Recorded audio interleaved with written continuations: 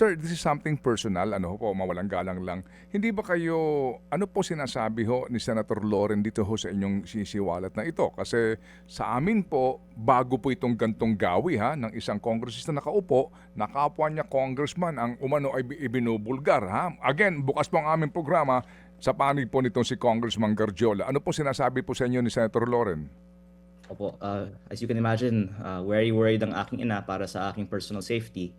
At marami nga nagsasabi na baka magiging security risk pa ang sinasabi ko ngayon. At ang mga binabanggit ko din mga tao ay mayaman at maraming mga kakayahan at koneksyon. Pero dahil siguro ako ay bata, gusto ko lang gawin ng tama.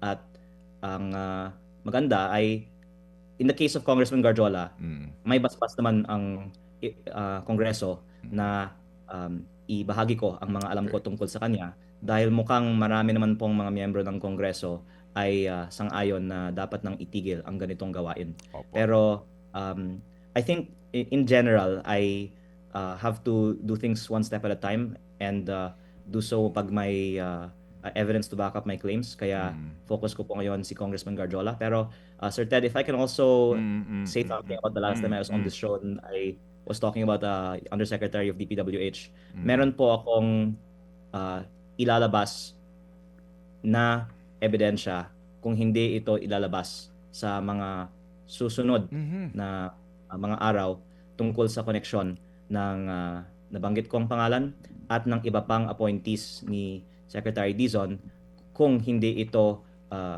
voluntaryong ibahagi ng DPWH tungkol sa koneksyon ng mga appointees sa DPWH hanggang ngayon sa mga kontratista. Mga kapatid, brothers and sisters, saan ka pa? Dito na tayo sa totoo.